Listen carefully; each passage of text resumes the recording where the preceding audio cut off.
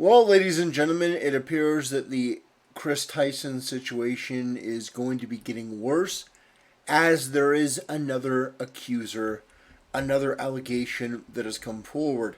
And I will talk about that in a separate video. However, I want to say something that a lot of people are not going to agree with. I think a lot of people are going to be confused by, I may be even accused of taking money from Mr. Beast, but no. I've never talked to Mr. Beast. I've never taken money from him. This is just my genuine opinion. I don't think that Mr. Beast has done anything wrong. Now, I also don't think he's done anything right, but I don't think he's done anything wrong. I think that there are a lot of people that are salivating to destroy Mr. Beast for their own reasons. Now, I'll just be upfront. I've always found the people that have tried to destroy Mr. Beast for reasons like building wells or houses in Africa or curing blind people, paying money to get a surgery that's needed to cure somebody's eyesight. I've always found the people that are offended by that and irritated by that to be extremely creepy. And I've never taken what they've said seriously.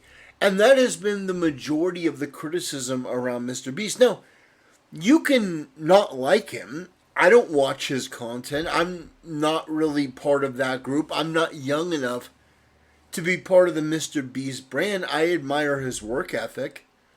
I admire the fact that he's somebody that is willing to continuously try to innovate his content and his brand, which is exactly what he did.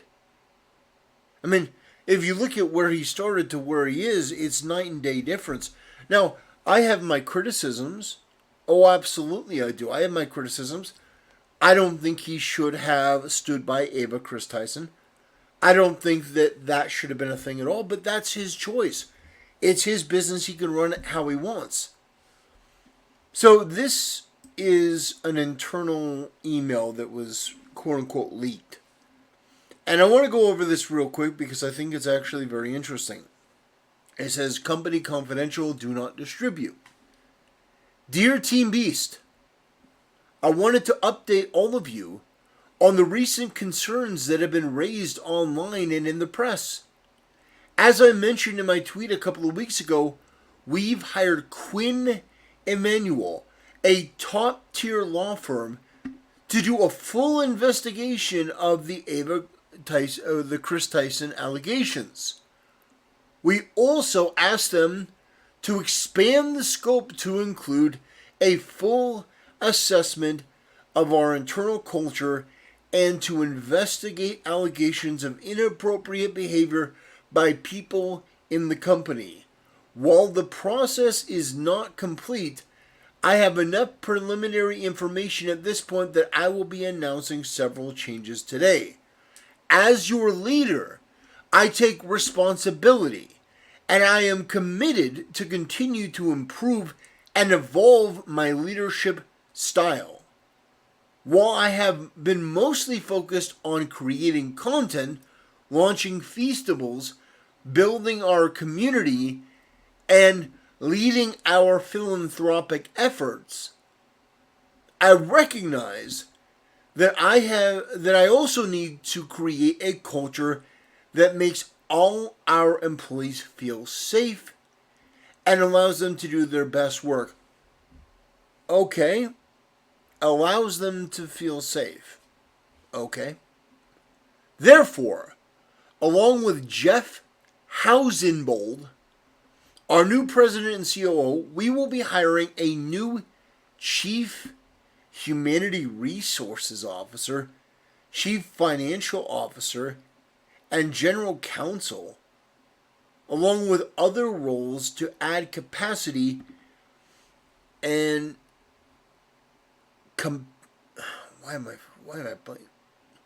competencies. Yeah. To foster a better internal culture as we grow. To start off, we will be hiring a new Chief Human Resources Officer. We we will be bringing in a seasoned leader to help us build a more inclusive environment and a world-class HR team. Well, I mean, this doesn't really do anything to help the situation at all. Mandatory training. We are implementing mandatory training on safety, sexual harassment, LGBTQ diversity training. Well, isn't that sort of the problem in the first place? That you allowed these freaks near kids and really had too much of this sort of stuff? I mean, I don't think this was actually leaked, by the way. Let me just put that out there. I think that it was quote unquote leaked. But this is nothing. This doesn't help anything. You're going to hire new HR teams and promote the same degenerate, demonic, evil shit that has a propensity towards going after kids that got you into this situation in the first place.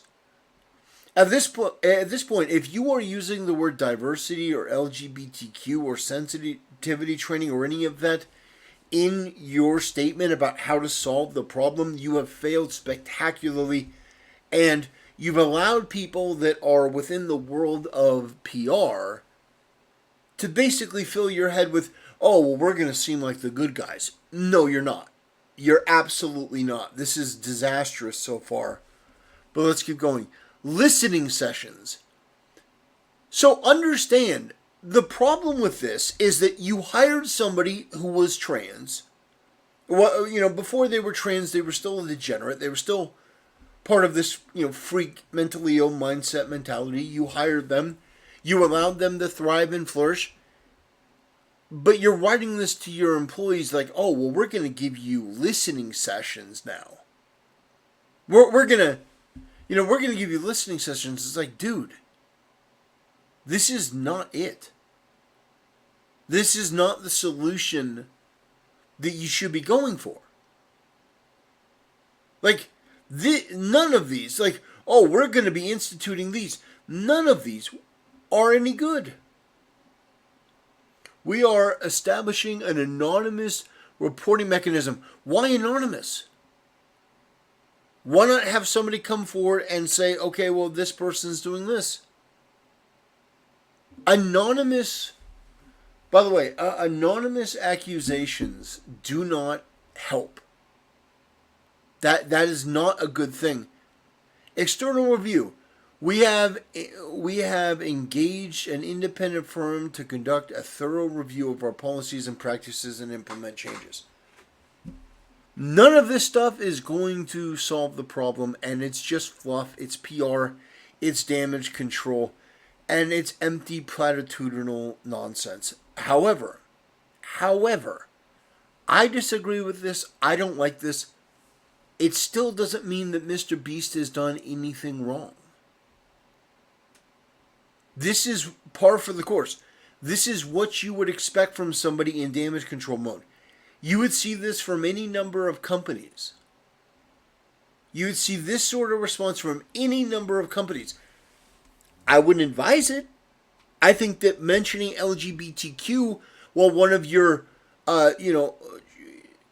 child predator, trans friends that are part of that disgusting demonic community, went after kids, I don't think, sexually harassed kids and did far worse. I don't think that that's necessarily the best way to go about it. But he concludes by saying, I wanted to let you know I am optimistic about the company's future. I think he'll pull through if the content's good. If he comes out with a bunch of videos and the content's good, then yes. If he starts changing his content and it gets worse and the uploads are less frequent, then I think it will have more of an impact. And I appreciate all of your contributions. We are seeing many examples of your hard work, as we recently became the first channel to surpass 300 million. That's really suspect. 300 million? Look, I'm not a conspiracy theorist, but something doesn't sit right with me about that. That is very weird. 300 million? Like, PewDiePie is at 100 something. I don't know. That seems rather odd. Our last two channel videos were our fastest growing in the history of the company, and our philanthropic work continues to positively impact our community and our planet. In summary, I'm fully committed to seeing the investigation process through and acting on the recommendations. We will circle back and share our learnings and any necessary changes. Thank you for your continued teamwork and dedication to our mission and our community. If you have any questions, please don't hesitate to reach out to me or Jeff directly. Signed, Jimmy. So, I don't think Mr. Beast did anything wrong. I also don't think he did anything right with that statement. I think that was a corporate cover your ass PR move. And in this situation, I think that candor or outright ignoring it are preferable to a statement like that has coded language that a lot of people who are going to be reading that absolutely detest. Because at the end of the day, what you're hoping to do with this is to say, well, basically, we're going to make sure this doesn't happen again. Well, if you're using buzzwords that affirm the LGBT community, which has a propensity for going after children, that would be a major, major problem. Like, you're not really doing anything to address the issue. You're just using a bunch of flowery words that you think people are going to react well to. Or maybe advertisers are going to react well to. Maybe that's the play. Maybe it's not even about your audience. It's about advertisers. It's about telling the people that are going to be investing money that, hey, no, we're still a woke brand. We're still down with all of that stuff. We haven't really changed anything. Maybe that was the play, but it's still a bad look, and it's disappointing to see that Jimmy did that. But again, I see a lot of people hating him, and a lot of people going after him. Hey, Mr. Beast is bad. Oh, he fakes his videos. He does all this stuff. And when it comes to that, I genuinely don't care. I don't care about that. I don't care if he wants to go, to Siberia and bring them a bunch of, heaters. I don't care what he wants to do if his content is good and people watch it and he's not actively promoting that sort of stuff in his videos. I just don't care. I don't care. There's more pressing problems than Mr. Beast. Now, don't get me wrong. He's one of the biggest channels on YouTube, and he's getting absolutely roasted. He's getting absolutely pilloried about his relationship with Chris Tyson. 100%. He is not going to be able to live this down. I don't think this statement necessarily harms him, but I don't think it helps him. I think he's still more or less right where he is, except for people that don't believe the authenticity of the email. But yeah, I don't understand what he was doing here. Don't know what the guy's thinking. Like, with this sort of situation, I would actually say that the best thing that he could do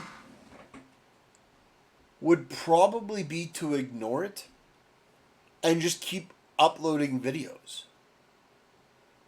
Just keep making content. Yeah. Because if you make content, people are willing to forgive a lot. You could be the dumbest, most irredeemable, loathsome, dishonest creep. And if you keep making content, people will watch. It's like Logan Paul. People thought his career was over when he filmed a body in the forest in Japan. But no, he just kept making content. And the content was good enough that people were like, yeah, I'm going to keep watching. And because he was so must see, people were like, you know what? I don't really care that he filmed a body in a foreign country. I don't care that he embarrassed all of America by acting. I don't even want to get into that. That's its own video on Logan Paul humiliating all of the United States with that, with his display there. I still think about that sometimes. Like, that guy went to Japan from America to, basically to enjoy their culture. And the way he behaved on that trip and filmed himself doing it's still a national shame. We owe Japan major for that. I mean, nobody deserves Logan Paul. Anyway, so that's my thoughts on the situation. I know it may be surprising. People thought I would rip into Mr. Beast. But I just don't see it. Like, if Mr. Beast were out there promoting the same sort of wicked, evil shit as, like, Moist Critical, if he were out there, making statements that he believes in trans and kids, like Moist Critical said, then yeah, I would have a different tune. But the guy doesn't say much of anything. Mr. Beast, he doesn't really talk a whole lot. He's not out there promoting this stuff. I mean, this statement is PR. I don't think he wrote that statement, if I'm being honest. I think that was drafted. I think it was a team of people. That was a PR team. So, yeah, I don't think he's done anything wrong. I don't hate Mr. Beast. I have criticisms of him, strong criticisms. But I just don't think he did anything wrong. Again, I don't think there were things he could have done better. But the hate that he's getting for all this stuff, I don't think it's warranted. I don't think that he knew, necessarily. Or if he did, I don't know. It's hard to say. It's hard to say because I've known people that are really, really, really hyper invested in what they're doing. And they're oblivious to a lot of stuff. Stuff that you would think would be basic, but they're so busy just working, that they don't pay attention to it. I could be totally wrong. He could have known all of it. But I'm just saying, it seems like maybe he didn't know. But then again, some employees have come forward and said that he absolutely had to know. So I guess time will tell. Anyway, ladies and gentlemen, thanks for watching. See you next time.